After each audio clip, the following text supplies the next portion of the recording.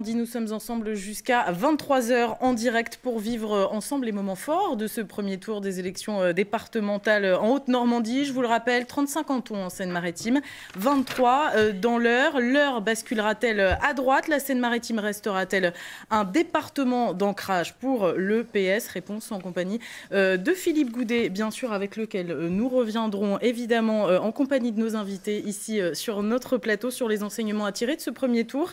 Mais tout d'abord, retrouvons Frédéric Nicolas. Frédéric, avec des résultats pour le département de Seine-Maritime. Oui, on va tout d'abord aller du côté d'Yvetot, où il y aura une triangulaire au second tour entre l'UMP et l'UDI, Charlotte Massé et Alfred Tracy-Payoc, qui ont obtenu 36,1% des voix. Le PS avec Émile Canu et Elisabeth Petit, 29,3% des voix. Et le Front National, Françoise Day et Romain Kéruel, 25,5% des voix. Le quatrième binôme n'est donc pas qualifié. À Fécamp, un duel droite-gauche entre Alain Bazille et Dominique Tessier pour les divers droites, 37,1% et la gauche. Patrick Jeanne, l'ancien maire de Fécamp, et Marie Stépheno pour PS divers gauche. Le Front National est battu, tout comme le PCF, le Parti communiste. À Octeville-sur-Mer, Florence Durande et Jean-Louis Rousselin, liste divers droite, 43,4% des suffrages exprimés. Face au Front National pour le second tour, Marine Fousse et Baptiste Guedin, 31,8% des voix.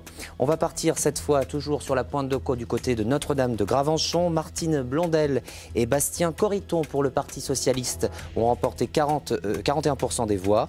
Face à la liste de droite, Virginie Carolo et Patrice Colombel, 29,7% des voix. Les deux autres binômes ne vont pas au second tour. À Elbeuf, Didier Marie, l'ancien président du Conseil général avec Julie Lesage, 37,3% des voix. Le Front National est second, Isabelle Gilbert et Nicolas Goury, 30%. Les deux autres binômes ne vont pas au second tour. À Sotteville-les-Rouen, Catherine Depitre et Alexis Ragache pour le Parti socialiste sont en tête avec 31,6% des suffrages, suivis par le Front National, Romain Barrel et Sylvie Dantan, 27,1% des voix.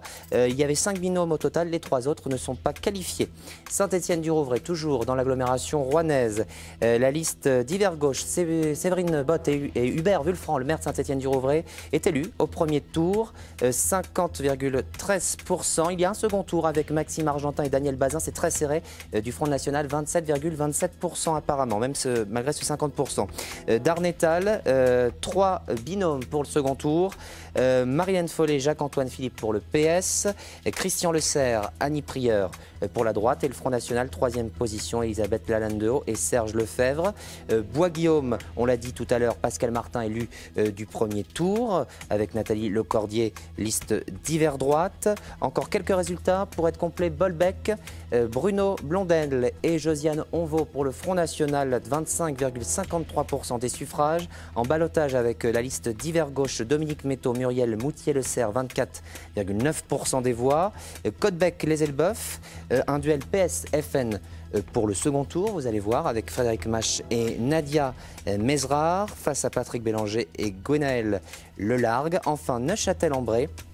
3 binômes, ce sont des binômes, une triangulaire, avec donc l'UMP-UDI, Nicolas Bertrand, Yvette Laurent Pasquier, 31,8% des suffrages, suivi de très près par le FN, 30,54%, Guillaume Coudry, Diane Rondouin et Dany Minel-Armel-Mousse pour le PS, c'est très serré, 30,11% pour ce canton de Neuchâtel-en-Bray. Il y a des surprises, Philippe, il y a des scores très serrés, le disait aussi Frédéric. Voilà, alors je disais tout à l'heure, la différence entre la Seine-Maritime et le département de l'Eure, c'est qu'indéniablement, il y a une progression du Front National dans les deux départements, mais rien à voir. Dans l'Eure, la progression est beaucoup plus forte. Je rappelle qu'en 2008, il n'y a pas eu de duel entre le Front National et ce qu'on appelle les partis de gouvernement, que ce soit à gauche ou à droite.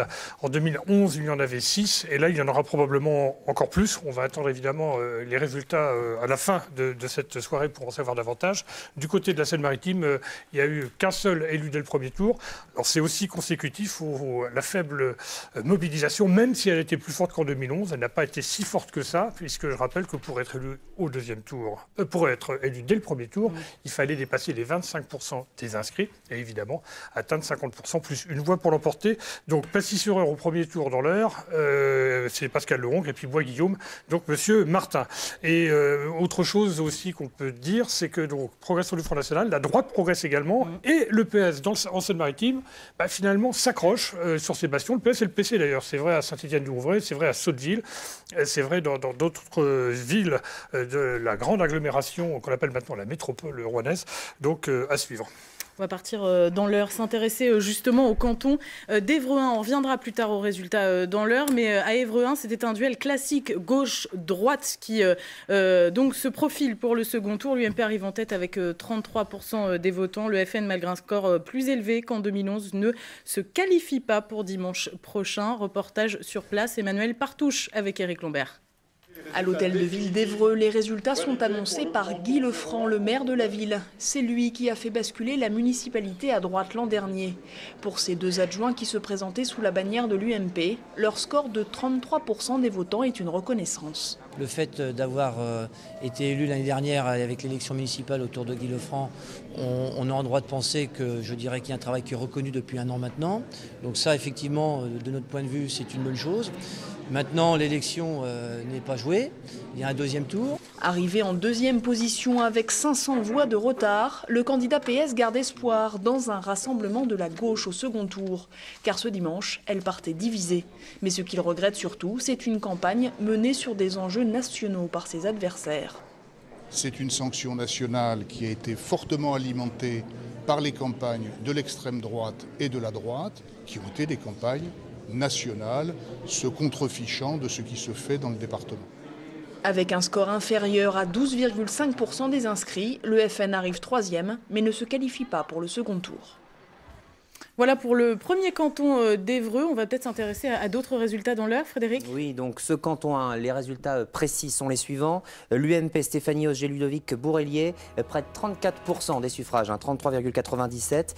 Second tour avec Ourdiane Haroun et Gérard Siligini du PS, 27,4% des suffrages exprimés. Dans le canton 2, la liste d'Union de la droite est en tête avec 31,07% des suffrages. Allez, on arrondit à 31,1. Clarisse Juin et Olivier Lepeinteur. Face au Front National pour le second tour, Bruno Homé et Amandine Lavinet, 27,38% des suffrages exprimés. Évreux 3, le troisième canton donc d'Évreux, Xavier Hubert et Diane Le Seigneur pour la liste d'hiver droite UMP en tête, 33,1% des suffrages. Julie Camoin et Christian Le Suffleur pour le Front National sont seconds à 29%. Le PS n'est pas qualifié, tout comme les deux autres binômes de gauche pour le second tour. Du côté de Pont-Audemer, on évoquait tout à l'heure avec Timothée Houssin les résultats dans son canton. Il y aura trois listes au second tour. Le PS, Francis Courel et Marie-Claire Aki, 41,3% des suffrages. Isabelle Duong et Christophe Joy pour l'UDI-UMP, 29,8%. Le Front National se maintient avec près de 29%. Timothée Houssin, Alexandra Pile. Vernon, cette fois, il y a deux listes qui auront second tour, un duel UMP Front National, comme vous le voyez sur l'écran. Les deux autres binômes ne vont pas au second tour. Du côté de Brionne, on l'a dit, Jean-Louis Destan a été battu. Ce sera donc Claire Biancone et Daniel Leblanc. Voilà, ils arrivent 31% pour le Front National en tête, suivi de Marie-Christine Join-Lambert et Jean-Pierre Leroux, l'UMP-UDI, 28,72% des suffrages. Les trois autres binômes ne sont pas qualifiés. Quelques résultats encore à vous donner dans l'heure, notamment du côté de Louviers, où c'est Daniel Jubert et Afida Ouadaï pour l'UMP-UDI qui sont en tête avec 30,12% des suffrages exprimés, avec juste derrière eux le Front National, Ludovic Larue et Corinne Laurent. 30%, c'est le duel du second tour. Et puis Breteuil, dans l'heure toujours, Gérard Chéron et Jocelyne de Tomasy sont qualifiés, tout comme le Front National pour le second tour, avec, vous le voyez, des scores très serrés, 37% pour les premiers, 36% pour les seconds. Les trois autres binômes, ce sont des binômes, pas des listes, ne sont pas qualifiés pour le second tour. Enfin, dernier résultat, Val-de-Reuil à vous donner ce soir. Le PS est en tête avec Jean-Jacques Coquelet et Yannick Léger. 37,5%, vous le voyez, suivi du duo Front National Huguette Courteil et Charles Duclos, 26,6% des suffrages. Les trois autres binômes ne vont pas au second tour. Merci Frédéric. Ces résultats, bien sûr, intéressent tous les binômes candidats, vous le disiez tout à l'heure, et puis les personnalités politiques régionales, évidemment. Je voudrais qu'on revienne sur les réactions de ceux qu'on a déjà entendus au cours de cette soirée, notamment Jean-Louis Destan, Bruno Le Maire et Sébastien Lecornu. On se retrouve juste après pour vos réactions ici en plateau.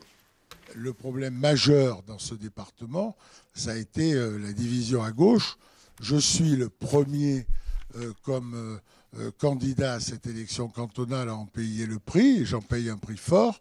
Mais en tout cas, il faut regarder aujourd'hui, dimanche prochain, rappeler ce qu'a été le bilan de ce Conseil général, rappeler les projets et appeler nos concitoyens à voter pour ceux qui ont prouvé leur savoir-faire et qui sont porteurs de projets. Moi, je veux remercier évidemment nos électeurs qui se sont mobilisés en masse pour ce premier tour et qui nous donnent un score très satisfaisant qui met la victoire dans l'heure à portée de main. Simplement, nous avons, et ce n'est pas une surprise, un score très important aussi du Front National dans tous les cantons ruraux. Et ça veut dire que la mobilisation de la droite et du centre au second tour doit être encore plus forte pour nous assurer la victoire au second tour. Il y a une réelle volonté d'alternance dans ce département qui a été manifestée très fortement par les Auroises et les Aurois aujourd'hui, avec la volonté d'en terminer avec les 14 années de gestion socialiste. Ça, c'est très clair. À nous d'engager maintenant le combat du second tour pour que cette volonté d'alternance ne soit pas volée, ne soit pas trahie.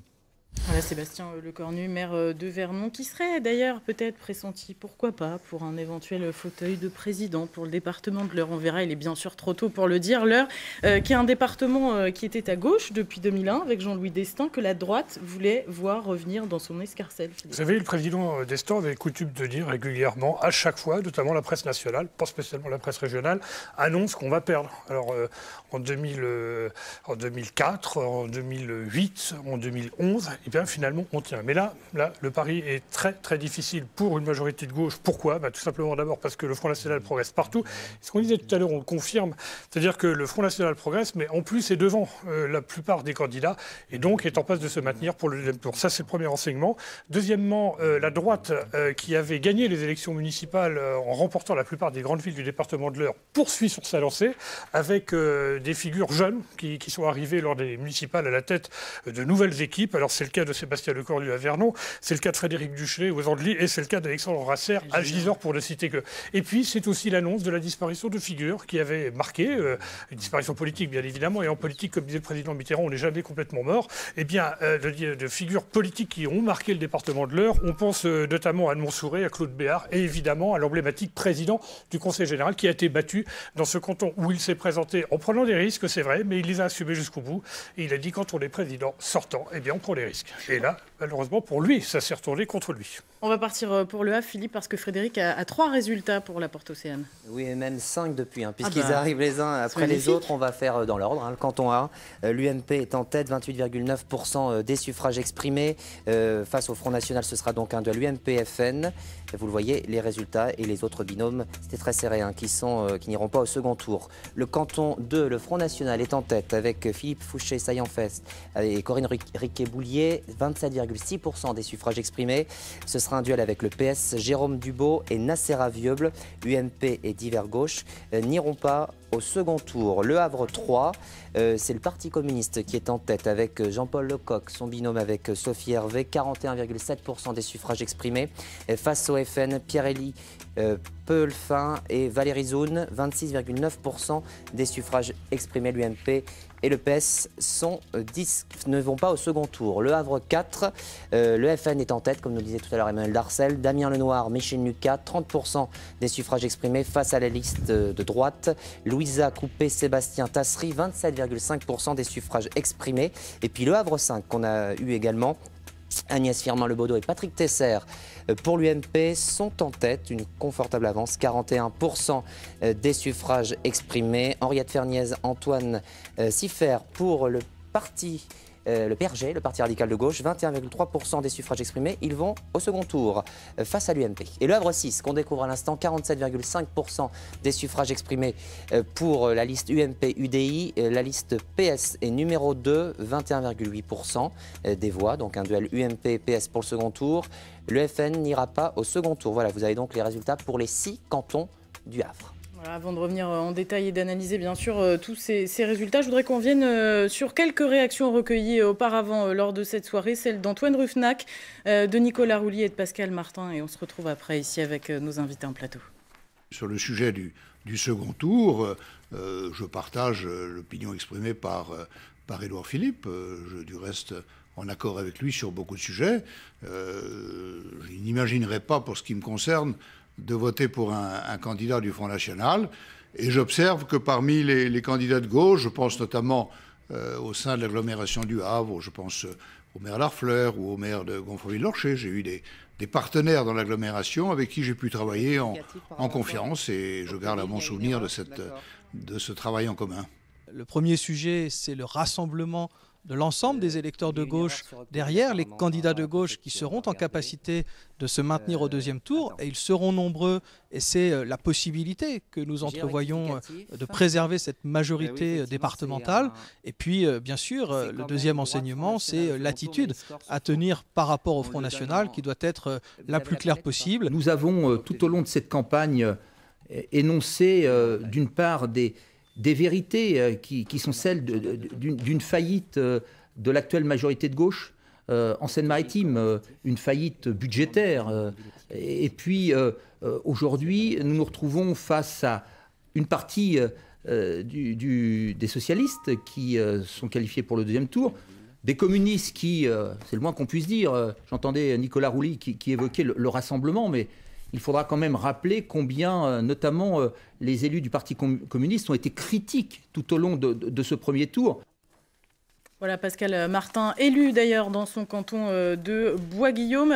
Frédéric, on va peut-être parler d'un canton. Il y a un rectificatif à faire sur le canton d'Octeville-sur-Mer. Oui, tout à fait. L'affiche du second tour reste la même, comme on vous disait tout à l'heure, divers droite et Front National. Mais le résultat précis est le suivant. 37,7% pour la liste divers droite, Florence Durande et Jean-Louis Rousselin. Le Front National est second avec Marine Fousse et Baptiste Guedin, 28,6% des voix. J'en profite pour vous donner deux autres résultats. Notre-Dame de Bondeville, où Guillaume Coutet et Agnès Largilet pour la liste PS divers gauche sont en tête, 31,3% des voix, suivi par le Front National et l'UMP dans un mouchoir de poche. Ces trois binômes iront au second tour. La liste Front de gauche ne va donc pas au second tour. Et enfin, Petit Quevilly dans l'agglomération de Rouen, Pierre Carrel et Charlotte Goujon pour le PS, 32% des suffrages exprimés. Face au Front National, Jacques Gaillard et Claire Janin, 30,4% des voix vont donc au second tour. PS-FN, c'est l'affiche. Merci beaucoup Frédéric pour tous ces résultats que vous pouvez retrouver sur notre site internet, je vous le rappelle, durant toute cette soirée. Manuel Valls, tout à l'heure, le Premier ministre a fait un discours, il a parlé de front républicain. Est-ce que c'est encore un argument, est-ce que c'est encore quelque chose que vous pouvez entendre, vous par exemple, Madame Guégaud, ce soir? Écoutez, je suis secrétaire départementale de l'UMP en Seine-Maritime. Je représente donc cette famille sur notre territoire. Je crois que les choses sont assez claires depuis quelques semaines après l'épisode législatif du Doubs où nous avons eu un bureau politique. Je suis d'ailleurs membre du bureau politique de l'UMP. Nous n'appellerons évidemment pas à voter pour le Front National, comme nous n'appellerons pas non plus à voter pour le Parti Socialiste dans ce département. Nous avons d'un côté des candidats qui représentent des valeurs que nous ne partageons pas, et de l'autre une équipe qui depuis des semaines est face à nous, et nous essayons d'expliquer à nos concitoyens combien cette gestion est calamiteuse, combien il est important de changer de majorité. Ça n'est pas pour un jeu électoral ce soir ni demain d'appeler à voter pour ces candidats qui ne défendent pas le même projet que le nôtre. Voilà, donc moi je respecte bien évidemment la consigne de ma famille politique, et nous sommes sur une position qui est très claire, qui est ni appel à voter Front National, ni appel à voter pour la liste sortante. J'ai l'impression que vous êtes déçu, M. Bouillon, vous qui êtes secrétaire fédéral du PS de Seine-Maritime. Vous attendiez à cette position. Après, on le demandera à Mme Morin-Desailly, parce que je ne suis pas tout à fait sûr que ce soit exactement la même chose à l'UDI qu'à l'UMP. Je ne suis pas déçu, je suis un peu surpris, parce que comme vous tous, j'ai entendu M. Rifnac dire le contraire. J'ai entendu Bruno Le Maire indiquer que, en ce qui le concerne, le choix était clair. Donc on voit bien qu'il y a au sein même de l'UMP une divergence sur un choix qui paraît pourtant très très clair pour les Républicains. Pardonnez-moi, M. Le Maire, c'est ni. C'était M. Édouard Philippe qui était favorable à un vote a été clair, et depuis le début, et même au moment de la législative sur le Doubs. Il a exprimé une position, je pense, qui convient aussi à beaucoup de démocrates et de républicains, parce que Mme Guégaud évoquait un projet. D'ailleurs, je m'interroge à savoir quel est le projet que conduit sa formation politique, puisque pendant des semaines, sa formation a été plutôt sur une posture très critique, sans avoir aucune proposition. Il s'agit pour la droite dans son ensemble, l'UMP comme l'UDI, tout simplement de critiquer, avec un résultat qu'on connaît, c'est à la fois beaucoup d'abstention et puis aussi une montée du Front National, parce que ce qui est quand même important pour cette élection, qui concerne une collectivité qui est celle du quotidien, eh bien, c'est d'opposer projet contre projet, c'est de faire des propositions, de tenir des engagements. Et c'est ce qu'ont fait nombre des candidats derrière Nicolas Rouly.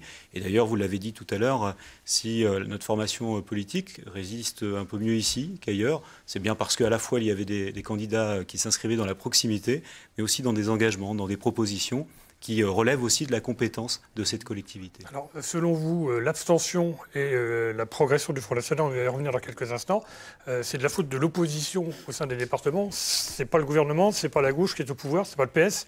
Ce que dit pas d'ailleurs le PC, on va y revenir également. Et ça serait si simple si c'était la faute d'une seule personne ou d'une seule formation. Moi, ce que je constate, c'est que lorsqu'il s'agit d'avoir des représentants dans une collectivité qui agit de la petite enfance au grand âge, qui a des responsabilités importantes dans le domaine des routes et des collèges, eh bien, il faut le regarder, ce que les candidats souhaitent y faire, comment ils souhaitent agir. Et puis, c'est important, dimanche prochain, il s'agit de choisir des hommes et des femmes qui vont pendant 6 ans défendre et représenter un territoire, qui vont s'occuper concrètement de la vie des habitants, des projets sur ce territoire. Il ne s'agit pas simplement de s'exprimer ou d'avoir une opinion sur la politique nationale. Il s'agit vraiment de choisir celles et ceux qui sont les plus à même de représenter et de défendre avec beaucoup de force et de conviction un territoire. Voilà, en même temps, je crois que M. Valls a un petit peu nationalisé le débat en disant qu'il avait peur du Front National. C'est vrai quelque part que le Front National est quand même réapparu sur le devant du débat, franchement, sincèrement. Vous croyez pas ? Le Front National est là où il est depuis quelques années maintenant. Simplement, moi j'observe, et c'est important, que le seul moyen de résister, c'est à la fois dans la proximité, dans la proposition et dans les engagements. Et c'est l'attitude que nous avons ici en Seine-Maritime. Monsieur Houssin, juste après Mme Morin-Desailly. Moi, je voudrais revenir quand même sur ce qu'a dit Mme Guégaud, qui dit en fait tout à fait l'inverse de ce qu'a dit tout à l'heure M. Ruffnac. Et on constate que sur ce sujet, comme sur la plupart des sujets, l'UMP est totalement incapable d'avoir une ligne claire. Il y a quelques semaines encore, l'UMP appelait à faire barrage au Front National. Mais l'UMP est en train de faire machine arrière. Parce que nous, quand nous allons sur les marchés, quand nous allons sur le terrain, que nous rencontrons la base, l'électorat de l'UMP, il nous dit qu'au second tour, très clairement, entre un candidat Front National et un candidat du Parti Socialiste, ils sanctionneront les candidats de François Hollande, qui sont à la fois responsables du bilan du Parti Socialiste au niveau national, mais aussi au niveau local. Il faut quand même bien rappeler, encore une fois, que par exemple, dans le département de Seine-Maritime, le département cumule 1,2 milliard d'euros de dettes de par la gestion socialiste. Donc on voit ici, encore une fois, l'UMP faire machine arrière. Il y a un vrai divorce entre la base, l'électeur UMP et les élites de l'UMP, puisque les élites de l'UMP, quand même, votent à 96% ensemble sur les délibérations avec le Parti Socialiste. Bon, en même temps, vous n'arrêtez pas de dire, pardonnez-moi de vous le rappeler, mais je crois que c'est vrai que l'UMP et le PS, d'après vous, c'est la même chose. C'est ce que je viens de vous dire. Ils votent 96% des délibérations ensemble. Mais il y a une différence quand même entre les candidats de l'UMP, entre les directions de ces partis et entre les électeurs de l'UMP que nous rencontrons sur le terrain, qui eux n'ont pas le même avis. J'ai pas tout à fait vu ce chiffre de 96% de délibération. C'est un chiffre de M. Deston, alors on peut... C'est ce que font les élus du Front National à la région. Ils votent toutes les délibérations parce qu'ils ne les travaillent pas, parce qu'ils sont peu présents en commission. Nous votons mais bien sûr, vous votez les délibérations de la majorité régionale parce que vos élus ne travaillent pas. Non, 97% des délibérations. Moi, ce que je voudrais dire très simplement, puisque vous avez choisi de me donner la parole, c'est qu'il faut que nous soyons assez humbles. Les votes des électeurs ne nous appartiennent pas.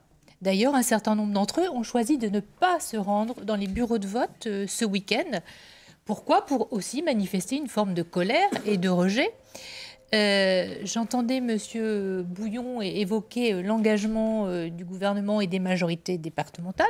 Moi, ce que j'ai constaté sur le terrain, c'est une incompréhension par rapport à cette élection départementale.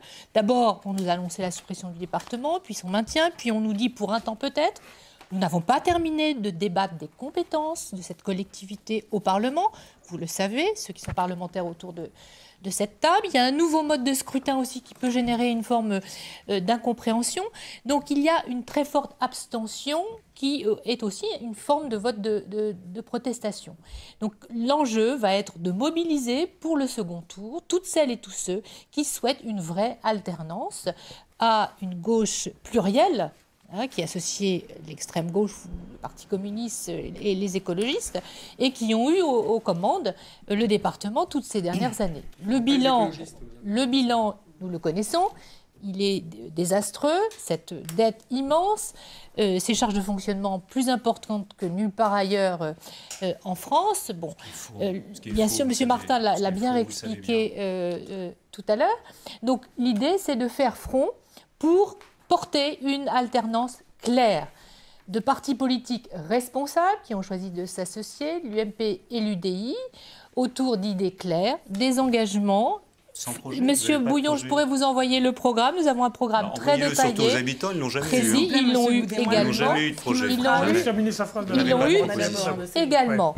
Bien entendu, parce que nous avons affiché une union claire dès le départ. Donc il faut entendre la colère à travers aussi le vote des extrêmes de nos concitoyens. Et c'est à nous aussi, comme le disait M. Lecornu dans l'heure, de porter une proposition claire, précise pour le second tour de l'élection. Madame Ce qui me frappe, c'est la tournure que prend ce débat qui me semble extrêmement politicien et qui passe, je crois, complètement à côté de ce qui vient de s'exprimer. Ce qu'on a senti, en tout cas je le souhaite les uns et les autres dans cette campagne, c'est qu'il y a une colère immense, immense dans nos territoires, qui s'est d'abord traduite par de l'abstention, des gens qui font la grève des urnes. Et on peut se satisfaire qu'elle ait été un peu moins importante que prévu. Mais elle reste quand même très, très importante. Et elle se reproduit d'élection en élection. Et bien précisément, ce qu'il faut entendre, et vous citiez Manuel Valls, qui en appelle à un front républicain, la meilleure chose qui serait à faire face à la progression du Front National, c'est de changer de cap politique. C'est ça qu'il faut faire. C'est absolument inadmissible que le président de la République et le Premier ministre aient abordé cette élection en disant « quoi qu'il arrive, nous ne changerons pas de politique ». Eh bien, ce qu'il faut pouvoir faire la semaine qui vient, c'est pouvoir indiquer que les politiques vont changer. Et nous avons toujours dit que nous sommes prêts à être de politiques de gauche que nous pourrions mener. C'est ce qui est demandé aujourd'hui par tous ces électeurs qui se sont abstenus. Et il est absolument urgent de répondre à ça. Sinon, nous nous retrouverons au deuxième tour et dans des élections futures à nouveau nous lamenter devant l'abstention phénoménale, à nouveau voir que la droite progresse, à nouveau voir que le Front National progresse. Il faut changer de cap et c'est d'une urgence absolue. Madame Brulin, vous êtes responsable politique dans le département du Parti communiste et c'est vrai que depuis le début de la campagne, vous et vos amis, vous avez quand même été très critiques vis-à-vis du gouvernement et vous continuez de le faire. On sent que vous êtes un peu en colère ce soir et vous l'exprimez. Et c'est le but de ce débat, que chacun s'exprime. Maintenant, comment est-ce que vous allez faire entre le premier et le deuxième tour pour arriver à faire une alliance avec ceux qui ont été vos alliés socialistes qui dirigent le département de la Seine-Maritime ? Je ne crois pas que les choses se posent en termes d'alliance. Attendez, il faut quand même être clair. Je vais être très clair. Mais laissez-moi parler. Je vais être très clair. Mais je vois très bien où vous voulez en venir. Nous critiquons la politique du gouvernement parce qu'elle est trop à droite. Il est donc hors de question qu'on laisse des responsabilités à la droite qui ferait l'austérité puissance 10. Et nous n'en voulons pas. Mais nous pensons que pour rassembler les électeurs de gauche qui manifestent leur mécontentement, par l'abstention notamment, on peut se dire que le boulet est passé près, mais quand même, il faut entendre les messages, il faut les entendre pour de bon. Eh bien, moi, je pense qu'il faut regarder les conditions pour qu'on mène de véritables politiques de gauche, pour que le département de Seine-Maritime, par exemple, ne soit pas un gérant de l'austérité qui est imposée au niveau national, mais qu'il propose, comme il a su le faire quand il avait été gagné à gauche en 2004, des politiques progressistes et innovantes. C'est ça l'enjeu, c'est ça qui mobilisera nos concitoyens. Ce que fait le département de Seine-Maritime. Le département de Seine-Maritime, sous la conduite de Nicolas Rouly, pratique une véritable politique de gauche dans plein de domaines. Je vais citer un exemple, celui de l'éducation. Vous avez depuis 2004 15 collèges qui ont été reconstruits ou construits dans ce département. Vous parlez de dette toutes les deux, mais voilà une bonne dette. Pour construire, alors c'est vrai que de votre époque, on préférait acheter des compagnies aériennes plutôt que construire des collèges. Alors que des collèges, on sait bien, c'est pour des améliorations en termes de pratique et d'enseignement pour les élèves. Donc c'est vrai qu'il y a des questions de choix. Il y a d'un côté l'achat de compagnies aériennes, la menace de fermeture sur les bacs de Seine. l'absence de construction de collèges. Et depuis 2004, en effet, 1000 places dans les maisons médicalisées supplémentaires, des collèges qui ont été construits et un certain nombre de politiques de gauche. Voilà les conditions d'un rassemblement autour des politiques et des compétences qui sont celles du département. Par rapport à la dette, vous pouvez aujourd'hui, en 7 ans, rembourser la dette. Vous êtes Madame Guégaud, vous êtes Madame Guégaud, une parlementaire, et vous avez soutenu ardemment, et vous continuez à le faire, Monsieur Sarkozy, qui a laissé dans notre pays une dette abyssable. Donc vous savez de quoi on peut parler, parce que aujourd'hui, si nous sommes dans une situation aussi critique dans notre pays, c'est bien parce que depuis 2 ans, nous sommes amenés à mener une politique de redressement, tout simplement pour tenir compte de l'état calamiteux dans lequel vous avez laissé notre pays dans ce domaine. S'il vous plaît, pas de leçons, pas de leçons. Soyez simplement, soyez simplement raisonnable. Et après, Monsieur Taleb. Juste répondre. Bon, de toute façon, encore une fois, c'est un débat et des arguments récurrents que nous avons quasiment toutes les semaines à l'Assemblée nationale. Ça va bientôt faire 3 ans.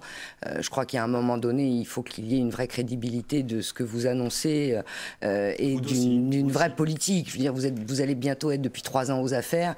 Maintenant, ça suffit. Vous avez été 10 ans, c'est vrai. Je crois que nos concitoyens ont bien compris, y compris dans ce département, la situation financière, les choix politiques que vous avez faits. Vous avez raison de le rappeler, ce sont de vrais choix politiques. Je rappellerai quand même que de 200 millions de dettes en 2004, nous sommes aujourd'hui à 1,3 milliard, ce qui est quand même quelque chose de colossal. C'est vrai que certains parlent d'abyssal. On est aujourd'hui dans une situation qui nécessite que le programme que nous proposons avec l'ensemble des forces de la droite et du centre, parce que nous sommes unis depuis des mois, nous faisons campagne de manière unie sur l'ensemble de ce département.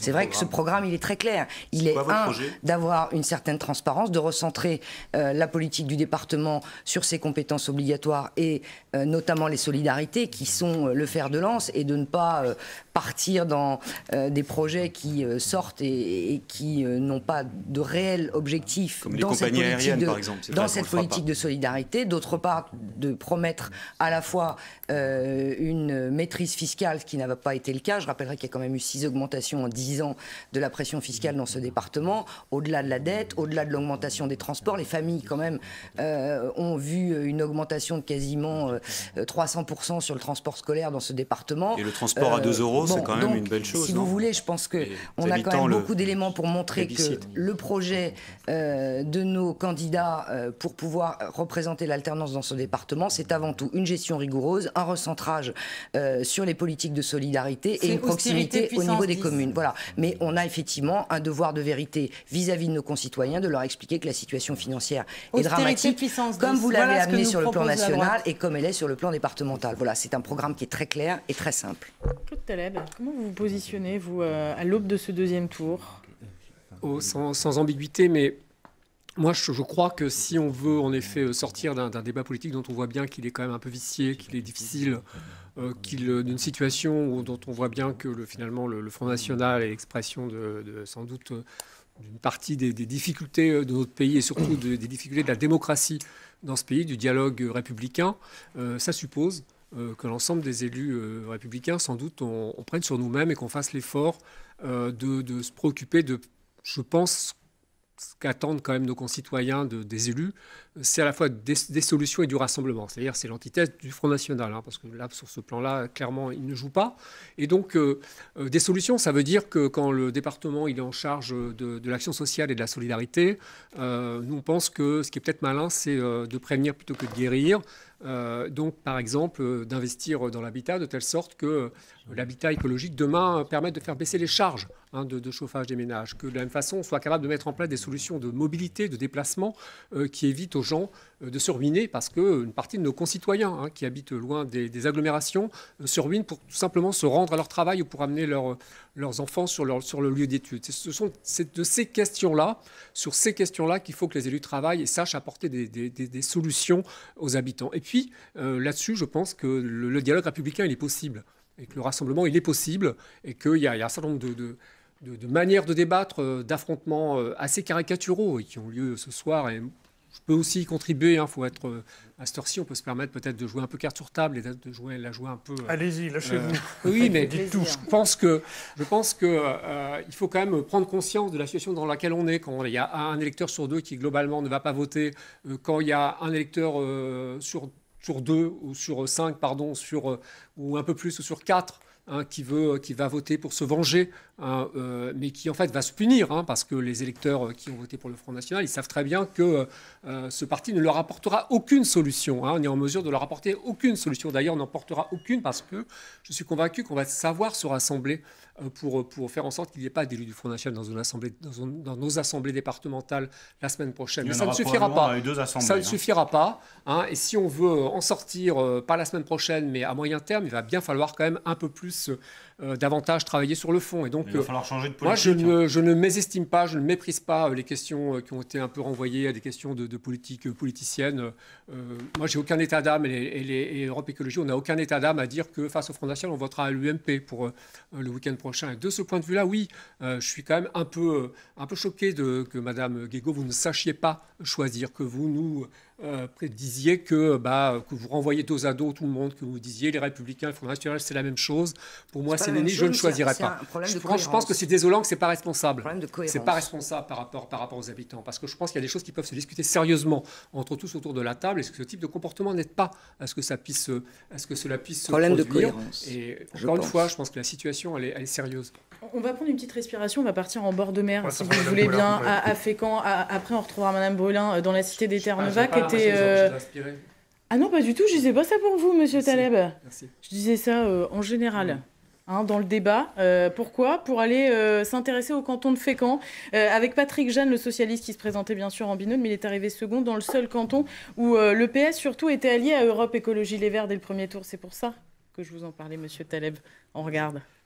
Pourront donc se maintenir au deuxième tour les binômes constitués de M. Basile et Mme Tessier et de M. Jeanne et de Mme Thévenot. Avec 37% des voix, la droite arrive en tête dans le canton de Fécamp.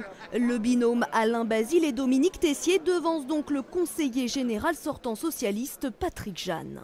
Ce que je retiens, moi, que le conseiller général sortant, qui a été maire de Fécamp pendant une vingtaine d'années, n'a que 70 voix d'avance à Fécamp. Et je trouve que ça, c'est une véritable réussite pour nous, parce qu'on n'était pas connus sur Fécamp. Et je trouve que c'est une bonne chose. Avec un score de 29%, Patrick Jeanne espère pour le second tour l'union de toutes les gauches. Quand on additionne les voix de gauche sur l'ensemble du canton de Fécamp, nous sommes pratiquement à égalité. Le Front National sera l'arbitre de ce scrutin. Le Front National arrive en 3e position et réalise une percée dans les communes rurales. Enfin, le Front de gauche recueille 7,95% des voix. On va éplucher nos résultats, on se réunit là pour regarder un petit peu plus en détail et ensuite prendre une position sur le second tour. Un second tour qui opposera les deux conseillers généraux sortants, l'un à droite et l'autre à gauche. Reportage Bénédicte Drouet et Anne-Laure Mérignac. On va s'intéresser aux deux derniers résultats qu'on n'a pas encore donnés en Haute-Normandie, Frédéric. Oui, vous parliez notamment des consignes de vote en cas d'un duel PS-FN. Eh bien, ce sera le cas dans le canton de Barentin, où figure Christophe Bouillon, ici présent sur le plateau avec Pierrette Canu. Pour le Parti socialiste, ils arrivent en tête, 39,1% des suffrages, suivi par le Front National, Hubert Avenel et France Colas, 27,1% des voix. Les trois autres binômes ne vont pas au second tour. Et puis le dernier résultat que l'on peut vous donner dans l'agglomération de Rouen au Mesnil-Esnard. Là, ce sera un duel droite-Front National pour le second tour entre Hélène Breuilly et Patrick Chauvet pour les divers droites. 42% des voix au premier tour. Face au Front National, Cathy Delest et Claude Soudet. Voilà, je sens que M. Taleb est un peu déçu. Il attendait le résultat de Mesnil-Esnard. Je pense que vous aviez quelques espérances. 10%, je crois. Oui, voilà, c'est ça. Oui, c'est pas mal. Madame Brulin, vous vouliez intervenir et puis après, on va faire un peu un tour de table. Oui. Parmi les choses qui doivent, à notre sens, être réfléchies et mises en œuvre après le message qu'on vient de recevoir, c'est parmi les politiques sociales qui sont en effet le cœur de métier des départements, c'est imaginer des dispositifs qui soutiennent les classes moyennes. On voit les résultats, et notamment la progression du FN, dans les communes rurales. Ce sont des salariés modestes qui se sentent éloignés de tout, qui n'ont plus de services publics, qui bien souvent ont du mal à trouver un médecin et qui ont le sentiment de tout payer, de n'avoir jamais le droit à rien. Eh bien, voilà par exemple ce que nous considérons comme être un chantier de demain. Il faut répondre à ce message-là et montrer à toutes les personnes qui se sentent appartenir aux classes moyennes que nous voulons les soutenir. Et je pense que ça, c'est un des chantiers sur lesquels il faut travailler dès la semaine prochaine. Monsieur Bouillon, est-ce que ce ne sera pas difficile dans le sens où les dotations de l'État en direction des collectivités territoriales, vous aviez dénoncé, enfin c'était plutôt un gel des dotations de l'État lorsque M. Sarkozy était au pouvoir. Maintenant, c'est une baisse réelle pour toutes les collectivités. Est-ce que la politique qui est prônée, qui est demandée par Mme Brulin, elle va être facile à mettre en place dans un tel contexte économique ? Ce que propose Mme Brulin va en droite ligne avec ce que depuis des années est fait aujourd'hui au département avec Nicolas Rouly en termes de politique d'innovation sociale. La démonstration a été faite sur plusieurs dispositifs, sur cette capacité qu'a aujourd'hui le département en effet à répondre à ces difficultés que connaissent nombre de citoyens sur notre département. On a bien vu que pour ce premier tour, les habitants se sont exprimés de différentes manières. Ils ont, pour les uns, voulu exprimer une colère, pour les autres, spécifier aussi une direction à donner à la politique du département. Mais au deuxième tour, il va falloir désigner un homme et une femme qui devront, pendant 6 ans, être à la fois les représentants de ce territoire au département, mais en même temps celles et ceux qui s'occuperont concrètement des habitants, qui sauront défendre et représenter le territoire. Et c'est ça qui est important comme choix à faire dimanche prochain. Il s'agit vraiment de regarder localement quel homme et quelle femme va être au département le représentant de ce territoire. La soirée touche à sa fin, ce serait bien de vous entendre comme Monsieur Bouillon tout de suite sur 30 secondes, sur ce que vous imaginez pour ce second tour. On continue. Pardonnez-moi, avec vous, Monsieur Taleb, allez-y.